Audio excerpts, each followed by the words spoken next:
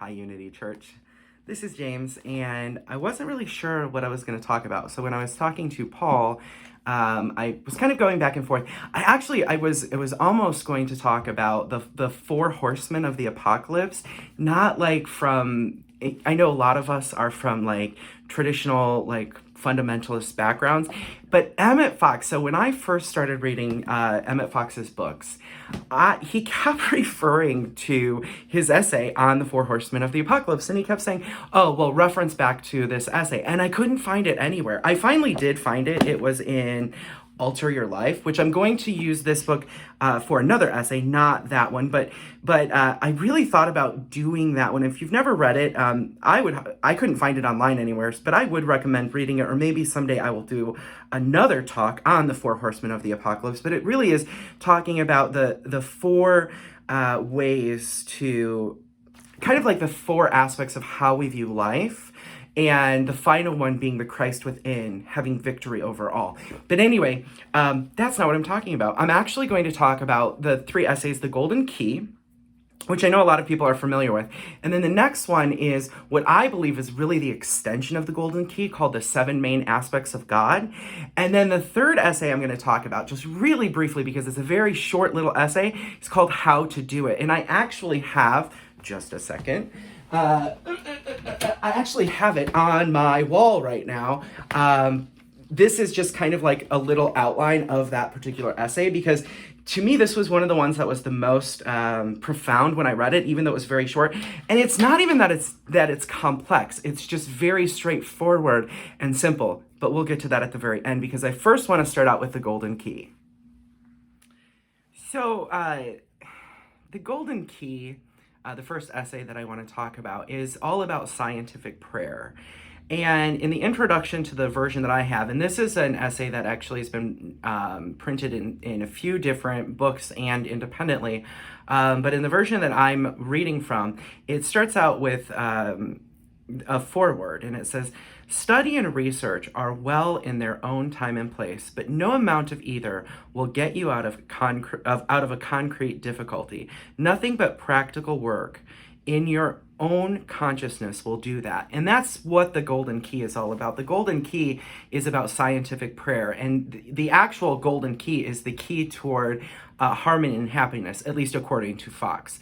And so one of the things that I really liked about this is when I was first introduced to Emmet Fox, I really wasn't a skeptic. I was already into New Thought, but I had sort of like went a different way from my religious background.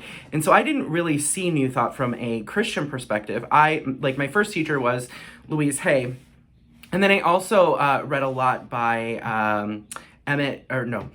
not Emmet Fox. That's what I'm talking about now. Ernest Holmes. And neither one of them really looked at New Thought from, at least the books that I had originally read, looked at New Thought from a Christian perspective. I know that Ernest Holmes did have some books that were almost verbatim, like just him explaining scripture, but it wasn't really from a religious standpoint. And even in this particular essay, let me see if I can find it. Fox is talking to skeptics, and he says, "You may hold any views of religion or none." So this is not really from a religious perspective either, although when I was first introduced to Emmet Fox, I was surprised at how much he pulled from the Bible and how much he encouraged people to read the Bible from a metaphysical perspective. In fact, until I encountered his work, I had stopped reading the Bible altogether. I didn't even own a Bible.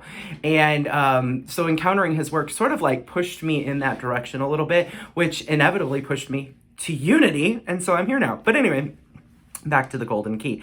So the Golden Key, I actually want to read one of the quotes from the Golden Key, and it says, "God is omnipotent, and man is in his image and likeness, and has domination over all things. This is inspired teaching and is intended to be taken literally at face value." And I know that I'm not a biblical literalist, but I get what he's saying is that when we understand that we have Christ within, that we are connected to God, that's when everything changes. And actually, I want to talk about where he says we have dominion over all things. And I want to tell a story that many of you have probably heard if you're either part of the the Wednesday night group, or if you have been to the Abraham group. I've talked about it in both places, but I keep reminding myself of this because if we were to get all of our information from the world around us and what's going on in the world, it can sort of look like things are a bit chaotic.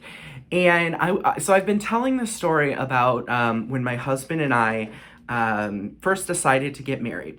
So we had been together for almost 5 years, and we were moving. So we had moved from Missouri to Michigan, and then we were on our way back to Kansas City, and this was 5 years ago. And I said to him, "Marry me." And he didn't say yes or no. He came back with, "It's not legal." And I don't know where this came from, other than at the time I had been practicing New Thought from a healing perspective for 10 years. But I said, "I know the power that supports me. Say yes." And so he did. He said yes. And 3 days later, the Supreme Court decided to rule on, put onto their docket. It wasn't originally scheduled on their docket, but put onto their docket this issue of marriage, and it became legal for us to get married 3 days after we decided. And I know that seems like, well, maybe it's just coincidence. Well, maybe it is, but it happened to me, and it was certainly profound for me. And then because we had been moving around, we didn't have a lot of money. And someone had sent me a link. They saw that I had gotten engaged. They saw that it was legal, and they had sent me a link to an essay contest that several businesses in the Kansas City area decided to get together and do a wedding for people that were engaged and that had been together for a while. And so I wrote an essay about our relationship, and we won an all expenses paid wedding, and it was at an amazing venue, and and now and that's what happened. And I only want to tell this story because sometimes we look at the circumstances of life, or, what's going on in the government, or what's going on, in society. And it's really easy to look at life from the paradigm of limitation. And that's one of the things with the golden key, is that, actually, I'm just going to quote this. It says, "Whoever you are, wherever you may be, the golden key to harmony is in your hands now.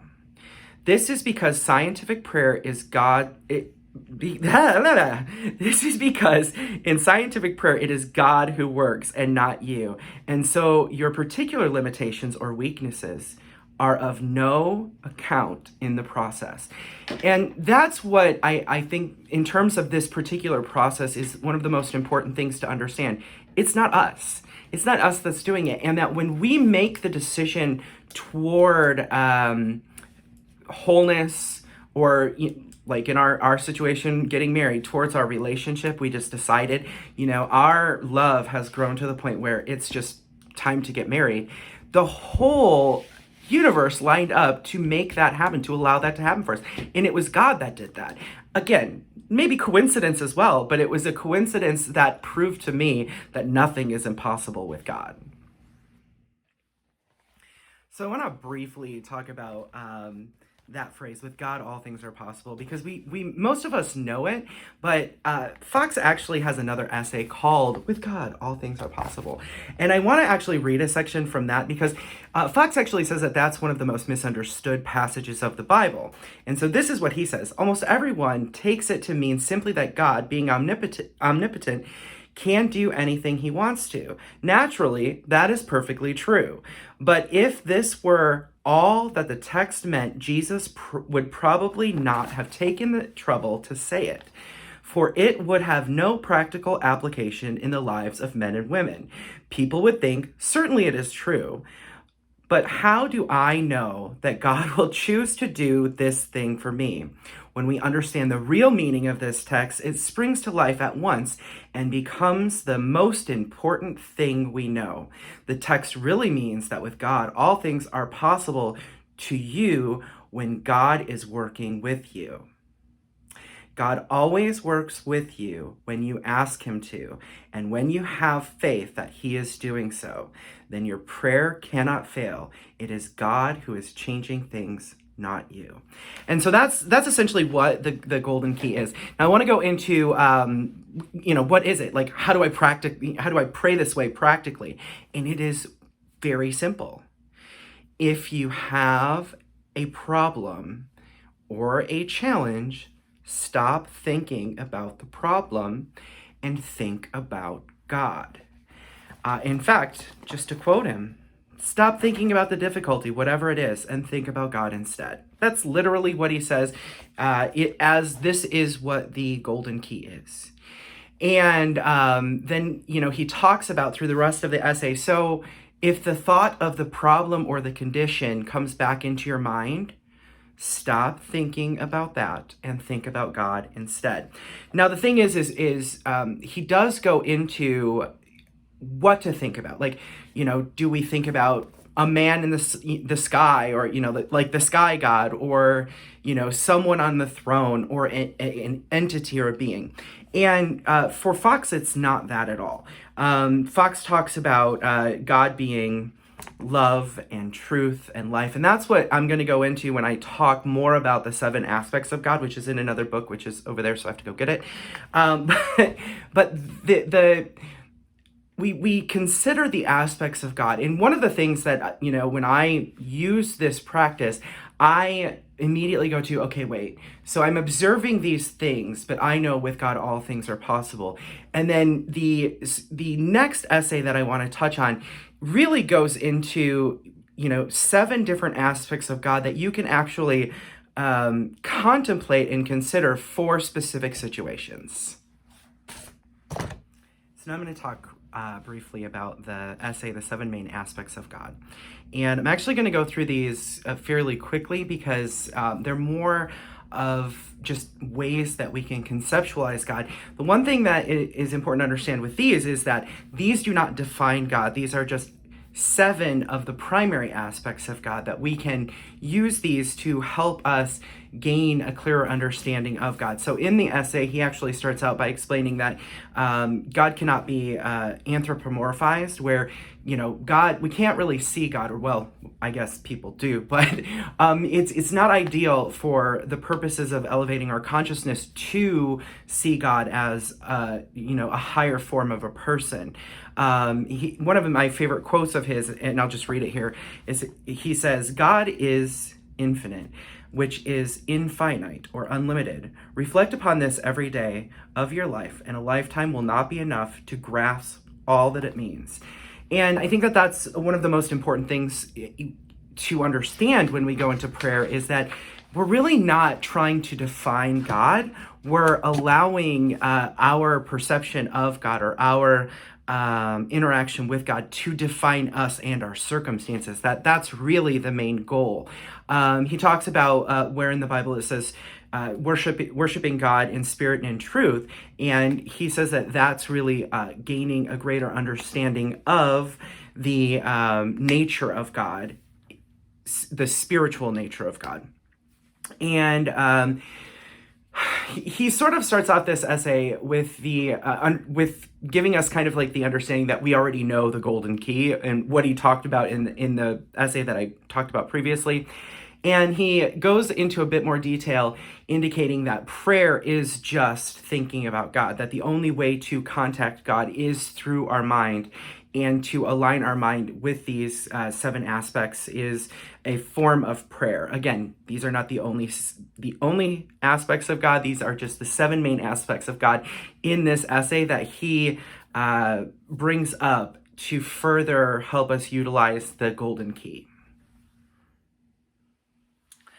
Okay, so the first aspect of God that Fox talks about is God is life, which he's not saying that God is living, or that God dispenses life or gives life, but God is life. So when you are experiencing life, which he says that the body is always expressing the life of God through it, that is one aspect of God that you are realizing. And I just wanted to, he had one quote here that I really liked from this aspect of God. He says, the body always expresses the thought.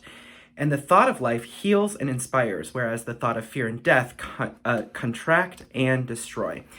And I really like that. He talks about realizing this aspect of God for the purposes of healing.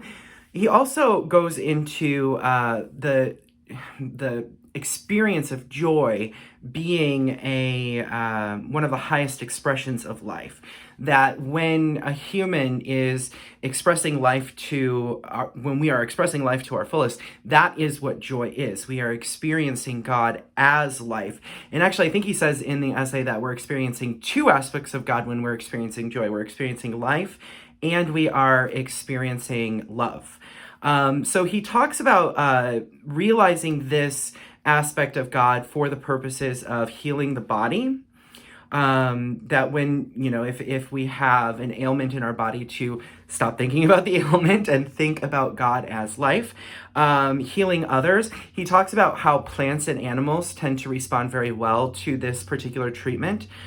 He actually says something in this essay that I found very intriguing. He said, do not heal an animal if it has already reached its point of its normal lifespan. And I just kind of thought that was an intriguing way of seeing it, simply because well, anyway, I just when I first read that, I was like, well, wait a minute, like we tend to think of ourselves as limited, and that's actually one of the things that he talks about. He says, realize this aspect of God with the getting older belief.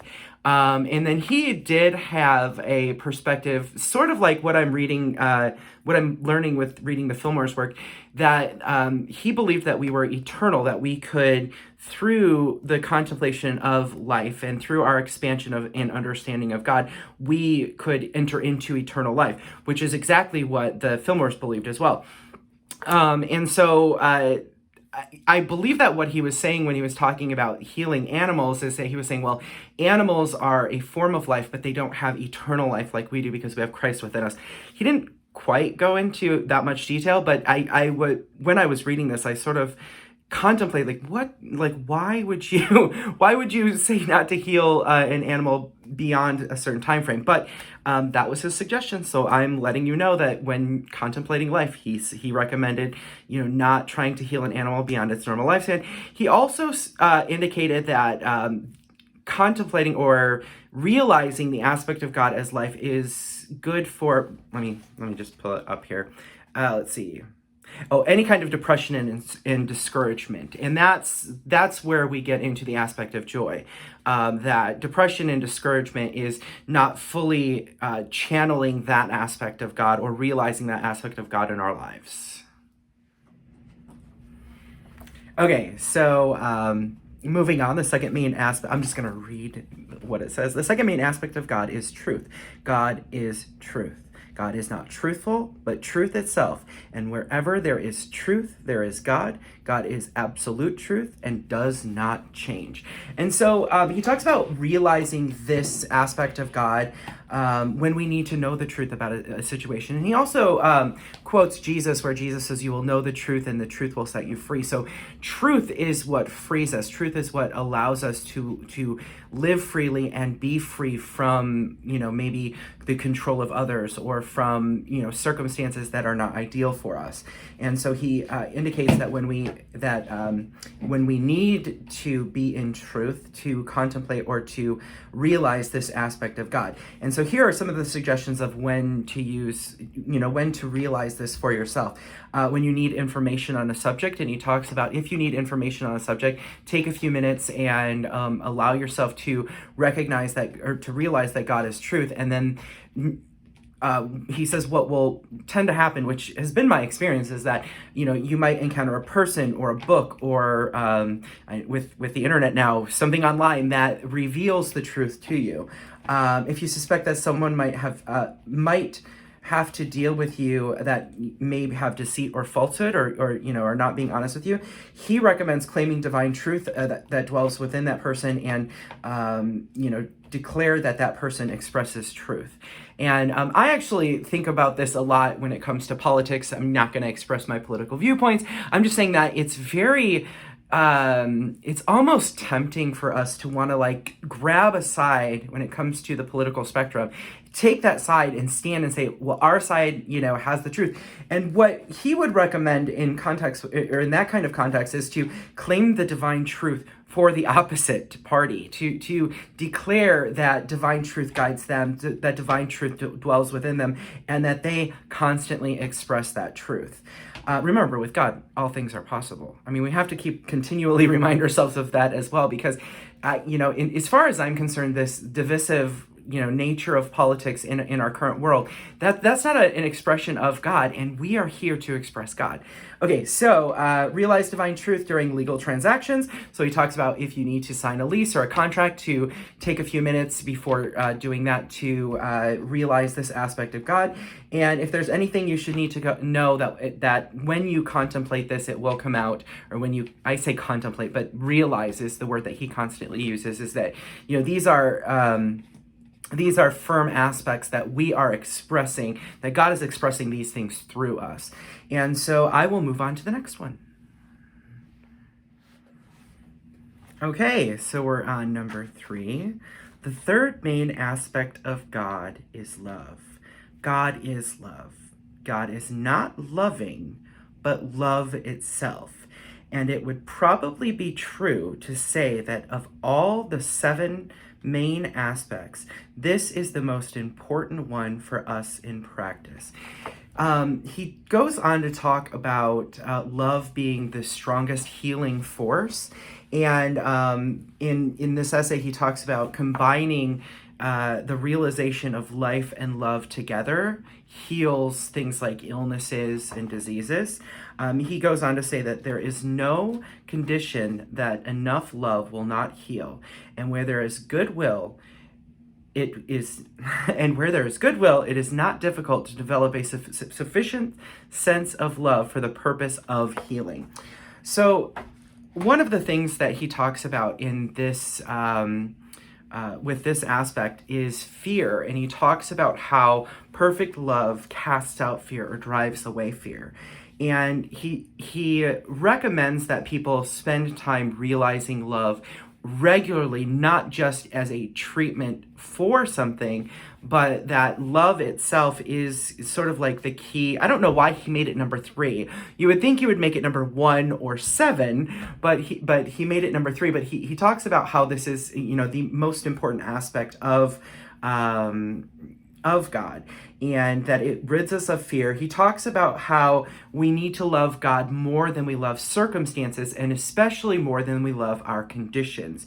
And he says that if you love God more than you love your conditions, you will be healed. That the healing force of God is extended through love and life, but love is the primary driving force for healing. He also talks about having love for all, every person on the planet. Not necessarily from an emotional standpoint. He talks about the impersonal nature of love, or, wanting goodwill for all mankind. And he says that as we realize this aspect of God for everyone, that no one can hurt us, that this sort of makes it possible for us to be impervious to any ill will, because we're only putting out love, so only love can return to us. So that's love. Again, I have no idea why he put it as number 3. I would have put it as number 1 or 7 if it was the most important. But there we have it, and we will move on to number 4.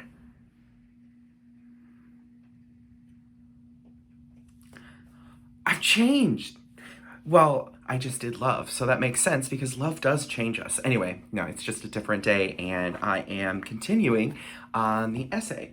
So the fourth main aspect of God is intelligence. God is not merely intelligent, but God is intelligence itself. When you clearly realize this as an intelligent universe, it will make a major difference in your life. So he talks about God as intelligence being important because there are times when we maybe go, well, actually, I'm just going to read what he says. It is especially important to realize God as intelligence for the following reasons. it sometimes happens that when people outgrow the childish idea of God as a magnified man, they go to the opposite ends of the spectrum, seeing God as merely as a blind force like gravity or electricity. This means that they have lost a sense of love and fatherhood of God. And such an idea is very little better than a subtle form of atheism. Indeed, this standpoint is not very far removed from the attitude of the materialist, who is usually a great believer in what he calls the laws of nature. And so, really, what in the rest of this section of the essay, he talks about this allowing God to have personality, not personality like a human being, because God as intelligence, or God having personality, is not limited like our personality is limited. It is an expression of the infinite. And he goes on to talk about how to treat ourselves with intelligence, or the reasons why we would treat ourselves with intelligence. And he says to treat, anytime something appears to be going wrong in our world or in our experience, we use God, we realize the aspect of God, which is intelligence, to help us recognize the order of the universe and realign us with the intelligence of God. He actually recommends using this particular contemplation or realization a few times a week, all the time, like in our lives, so that we stay connected to the father, mother, or personality dynamic of God. And also this, and he says that this will, actually, let me just look at my notes. Will make all areas of life more efficient when we recognize that there is an intelligence behind the universe, and that this intelligence is loving and supportive of us.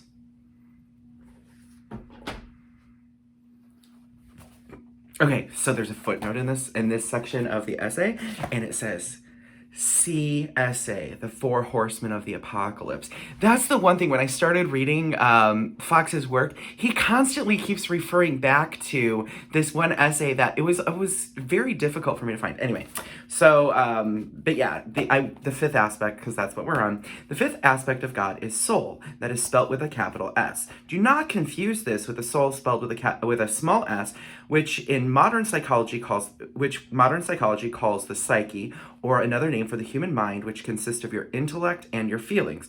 Soul is the aspect of God by virtue in which he is able to individualize himself. The word individual means undivided. See Webster. Most people seem to think that it means the exact contrary. It suggests separateness to them by they are mistaken. It suggests, I'm going to read that again. It suggests separateness to them by they are mistaken. Okay, so they're mistaken. It's not separateness. Individual means undivided, and God has the power of individualizing himself without, so to speak, breaking himself up into parts. I'm going to skip to another part of this chapter because I'm actually going to read what he's saying here. He's talking about the Christ within and how we are individualizations of the divine. So your real self, the Christ within, the spiritual man, the I am, or the divine spark, as it is variously called, is an individualization of God. You are the presence of God at the point where you are. This does not, of course, mean that you are an absurd little personal God. You are an individualization of the one and only God. Man may very well be compared to an electrical light bulb. And so what he's referring to is that we are plugged in. We are essentially the light of the world because we are plugged in, but we have to realize this in our lives. And so this is what it means to realize the aspect of God as soul, that God is dwelling in us. And in the Bible it says to will and to do his good pleasure.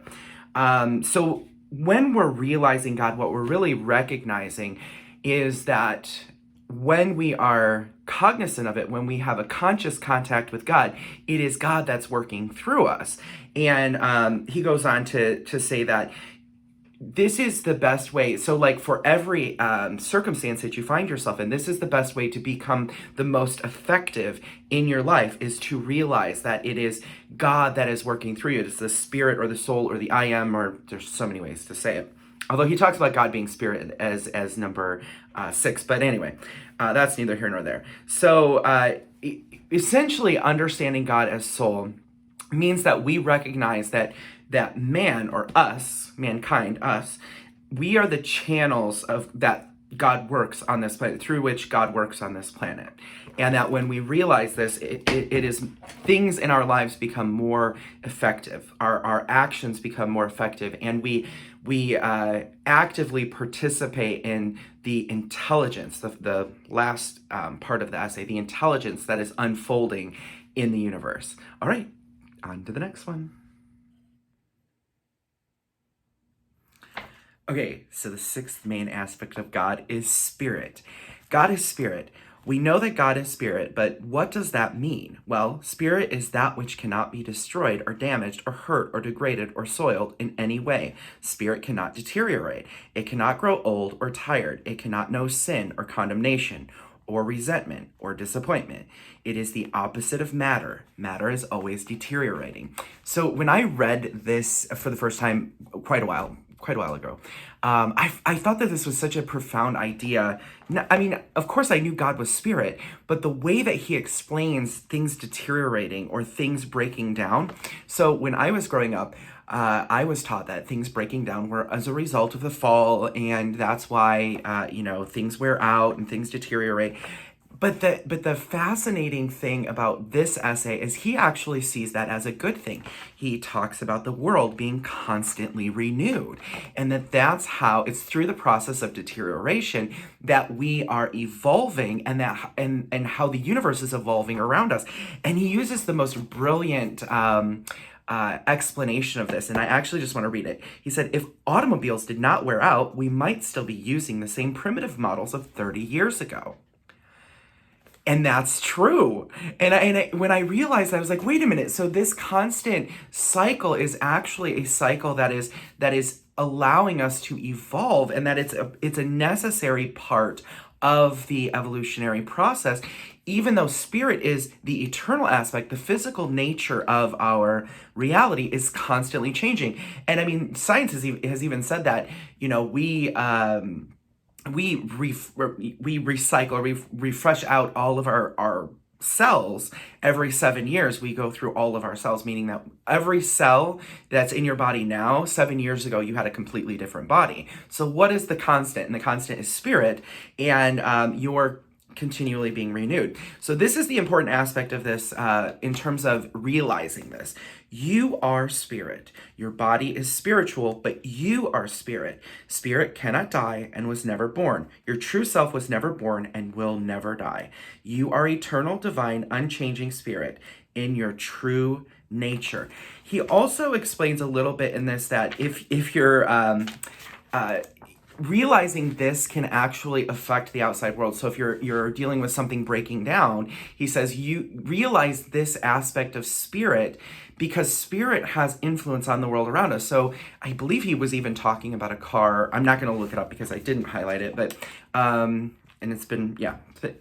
Anyway, but he was talking about, so if your car is beginning to wear out, use this understanding of God as spirit to apply the eternal principle onto the world around you. But of course, the most important aspect of this is understanding that we ourselves, our truest self, is spirit, and that regardless of the physical conditions, there's an eternal part of who we are. Okay, and I, again, my favorite part of this is not seeing decay as bad or wrong, which I was taught as a child for many years. I heard it over and over again, that entropy was the result of the fall. But it makes more sense that entropy and that this constant decay that we do see in our world is actually just a part of the process of the universe renewing itself over and over and over again. So I thought that was so cool. Anyway, that is God as spirit. Okay, so the seventh main aspect of God is principle, and this is probably one of the least understood. People do not usually think of God as principle, but such he is. What does the word principle mean?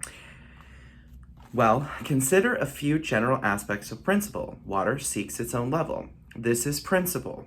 It is not a particular drop of water, and it is not the course taken by a particular drop of water in a particular locality.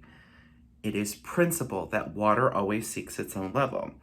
It is general principle that is true of all water everywhere on earth. It is not a particular thing or a particular action. It is principle. Okay, so when he's talking about this, he mentions that principle never changes, that God never changes, and that when we realize this, our answers to prayer become more effective. And so I'm actually just going to keep reading later on in this. God is the principle of perfect harmony, and God does not change. So perfect harmony is the nature of creation. Prayer is answered because God is principle, and when we pray rightly, we bring ourselves into harmony with the law of being. Scientific prayer does not try to change the law. It does not try to bring about exceptions in our favor. It does not ask God to change the laws of nature or for our temporary convenience, but it tunes us in, so to speak, with divine principle. And then we find things coming right. And so realizing God as principle aligns us with that, as with all the other aspects of God, actually. But understanding that God is principle means that we don't have to feel that our prayers are wavering or that our affirmations are wavering, because the entire the entire realization of God as principle is that God doesn't change, that the universe, essentially, we are just bringing our consciousness into alignment with principle, and that's how our prayers are answered. That's why it's important to understand God as principle being perfect harmony, because once we realize that God is perfect harmony, as we realize that our circumstances then reflect that. So he explains the use, I say use, but the realization of this, or to contemplate this, you would want to contemplate this when you're feeling discouraged about your prayers. So if something in your world seems to be out of sync and you've been, using denials, using affirmations, you would want to recognize God as principle, knowing that God is not changing, and that your only goal, your only strategy is to bring yourself back into harmony, or back into alignment with perfect harmony, which is God. Ill feelings, he talks about vindictiveness or spite. Those are areas that you would want to use this contemplation or this realization in your circumstances. So he talks about vindictiveness, spite, all of these things. He says, such things will melt away under the realization of that divine principle is the only power that exists, and that there is simply no false personality to think evil of any kind. So that's essentially the seventh, and yeah, that's the seventh one, and we will continue. Okay. So, in conclusion, there are 7 main aspects of God, but there's only one God. And so this is really when we're talking about the golden key and then using these main aspects of God. It's important to understand that God is infinite and that these are just 7 of the aspects. But Fox goes on to say that there are many attributes of God, such as wisdom, beauty, joy, and so forth, but they are compounds made up of 2 or more of the 7 main aspects. Wisdom, for example, is a perfect balance of intelligence and love. And he actually goes on and lists several compounding aspects of God, but just having the first 7 and utilizing these and realizing these are sort of like the foundation of this essay. And so the most important thing when we're using the golden key, when we have a problem or a circumstance that seems out of alignment, it is important for us to realize that there's just one principle, one spirit, one soul, one intelligence, one truth, one life, and one love. And, as we realize these principles, we're bringing ourselves, our own consciousness into alignment with the consciousness that is the truth. And I actually pre-recorded the ending of this, so we're going to go back to when I pre-recorded the how to do it essay, and we're going to conclude with that. But I just want to say, since there is only one love, I'm so glad I'm a part of this community, and I love you all, and on to the past, which is going to be the future for you. Anyway, it's very complicated. Okay, so to conclude, I want to read my third favorite essay by Emmet Fox, which is called How to Do It. And it's really quite short. And I don't know if you guys do this, but I like to either highlight or underline and write things into like what I'm reading. And so like this one, I underlined everything. And then I just wrote on the bottom, yes, all of it. So I'm just going to read the whole thing because it's really short and it's very, very good. So anyway, it says, insist on peace of mind, health, and happiness. These things are God's will for you. It goes on to say, resignation is really a sin, but do not be too impatient either. If an old problem continues to stick, pray for inspiration and intelligence. If everything seems to be sticking, stop struggling and thank God constantly for setting you free. Use this treatment extensively for a week or so. If you feel depressed or discouraged, work to realize life and joy and give thanks for these things. If nervous or frightened, throw the responsibility on God and tell him that you know you are safe in his hands. If someone is being troublesome, see only the presence of God where the troublesome person seems to be. If you want to make faster progress, claim understanding and affirm that divine love is working through you. And I will add my addendum there. Yes, all of it. I'm so glad I got to teach again with you guys. And I just want to say I love you and I hope you all have a wonderful Sunday. Bye.